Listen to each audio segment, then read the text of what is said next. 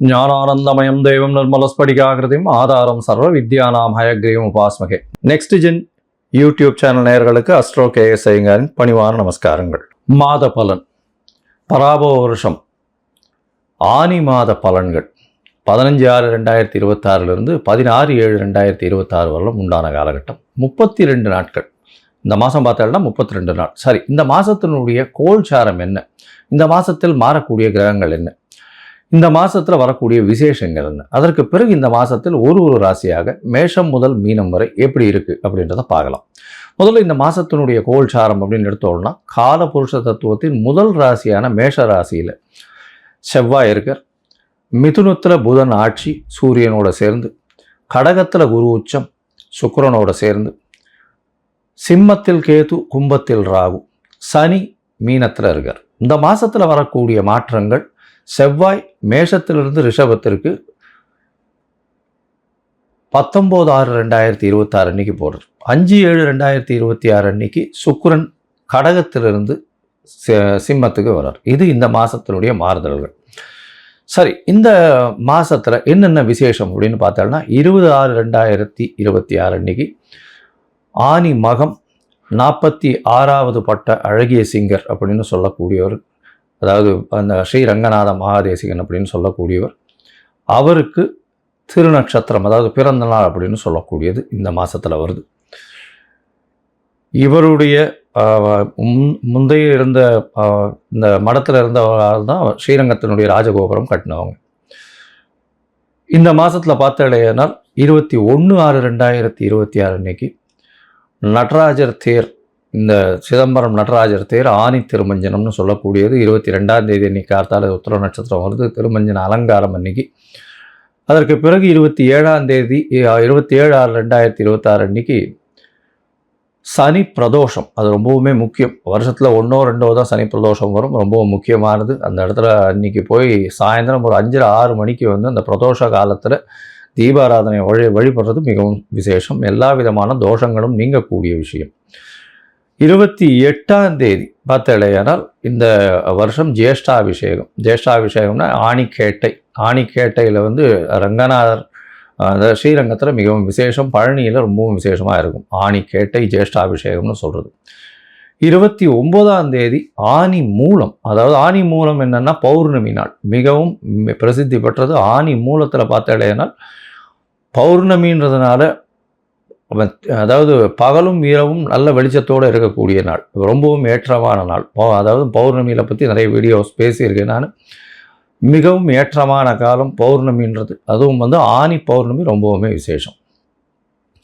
இந்த மாதத்தில் வரக்கூடிய இன்னும் ஒரு விசேஷ நாள் பார்த்தேன்னா 11/7/2026 பார்த்தேன்னா கூர்ம ஜெயந்தி. அதாவது கூர்மாவதாரம் பெருமாள் எடுத்ததுக்கு அன்றைக்கி உண்டானது கூர்ம ஜெயந்தி 11/7/2026 அன்றைக்கி.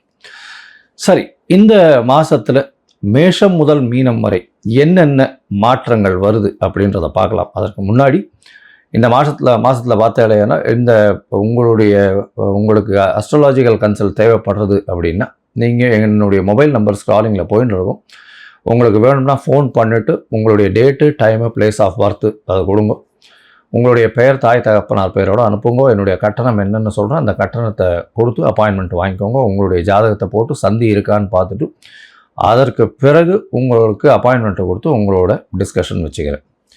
ஏன்னா மோஸ்ட் ஆஃப் த பீப்புள் பார்த்தீங்கன்னா 45-50 வயசு ஆகுது. அவளுக்கு இந்த சந்தி இருக்கிறதுனால சில பேர் 2ஆம் பாதம் 3ஆம் பாதம் அதெல்லாம் மாறி போனதுனால ராசிகளே மாறிடுறது. அதாவது ரிஷபம், மிதுனம், மிருகசீரிஷம் 2, 3 மாறித்தினாலே மாறிடுறது. அதனால் அவங்களுக்கு பாக்கியங்கள் எது, அதாவது சுபர்கள் யார், அசுபர்கள் யார், ஏற்றங்கள் எது கொடுக்கும், எந்த கிரகம் அவளுக்கு பெரிய ஏற்றத்தை கொடுக்கும், தசாபுக்தி எந்த அளவுக்கு விசேஷமாக போகும், இப்போ இருக்கிற கோச்சார நிலை எந்த அளவுக்கு போகும், எது எடுத்தாலும் தடங்கள் வந்துட்டே இருக்குது, எந்த தொட்டாலும் தடங்கள் வந்துட்டே இருக்குது, இதற்கெல்லாம் காரணம் என்ன அப்படின்னு பார்க்கும்போது அந்த சந்தின்றது ரொம்பவுமே முக்கியமானது. அந்த சந்தியை பார்த்து உங்களுடைய ஜாதகத்தை கணித்து அதற்கு பிறகு உங்களோடு பேசும்பொழுது உங்களுக்கு அதனுடைய பிரச்சனைகள் எல்லாம் எந்த அளவுக்கு சரி பண்ண முடியுமோ அதை சரி பண்ணலாம். சரி, இப்போது மேஷம் முதல் மீனம் வரை ஒரு ராசியாக இந்த மாதம், அதாவது ஆனி மாதம் பராபவ வருஷம் எந்த மாதிரியான மாற்றத்தோடு இருக்குது அப்படின்னு பார்க்கலாம். ரிஷபம், கிருத்திகை, ரோகிணி, மிருகசீரிஷம், இந்த 3 நட்சத்திரம் 9 பாதங்களை கொண்ட ராசி. ராசியின் அதிபதினு சொல்லக்கூடியவர் சுக்கிரன். உங்களுடைய ராசிக்கு பார்த்தீங்கன்னா 3ஆம் இடத்துல சுக்கிரன் இந்த மாதம் இருக்கார். அதாவது பராபவ வருஷம் ஆனி மாதம் 15/6 17/7/26 வரலாம் 32 நாட்கள் இருக்கார். இந்த காலகட்டத்தில் பார்த்தீங்கன்னா மாத கிரகம்னு சொல்லக்கூடிய சூரியன், செவ்வாய், புதன் மற்றும் சுக்கிரனுடைய மாற்றங்களை வச்சு தான் பார்ப்போம், பலன்களை சொல்லுவோம். இந்த ரிஷபராசிக்காரர்களுக்கு ராசியின் அதிபதியே 3ஆம் இடத்துல இருக்கார். உச்சம் பெற்ற குருவோடு இருக்கார். நல்ல ஒரு ஏற்றம். அது தவிர பார்த்தோம்னா 3ஆம் இடத்துல இருக்கிறதுனால கலைத்துறையில் இருக்கக்கூடிய எழுத்துப்பணியில் இருக்கவங்களுக்கெல்லாம் நல்ல ஒரு ஏற்றம். அதாவது கதை, கட்டுரை, கவிதை இதெல்லாம் எழுதுகிறவங்களுக்கு பெரிய ஏற்றம் கிடைக்கக்கூடிய காலகட்டமாக அமைய போகிறது. அது தவிர புதிய வேலை கிடைக்கும். ஏன்னா 6ஆம் அதிபதி 6க்கு 10ல் இருக்கிறதுனால புதிய வேலை கிடைக்கக்கூடிய வாய்ப்புகள் நிச்சயமாக இருக்கும். வேலையின் நிமித்தமாக வெளியூர், வெளிமாநிலம், வெளிநாடு செல்லக்கூடிய வாய்ப்புகளும் இந்த காலகட்டத்தில் நிச்சயமாக வரும். உங்களுடைய ராசிக்கு பார்த்தோன்னா ஏற்கனவே குரு பகவானும் சனியும் சனி 11ஆம் இடத்துலையும் குரு 3ஆம் இடத்துலையும் இருக்கிறது விசேஷத்தை கொடுக்கறது. ஏன்னா 3ஆம் இடத்தில் இருக்கக்கூடிய குரு உங்களுக்கு 2 மறைவு ஸ்தானம், அதாவது உங்களுக்கு 8ஆம் இடம் 11ஆம் இடம்னு சொல்லக்கூடிய 2 ஸ்தானத்துக்கு உண்டானவர் 3ஆம் இடத்துல இருக்கிறது. நல்ல ஒரு ஏற்றம் இருக்கும்.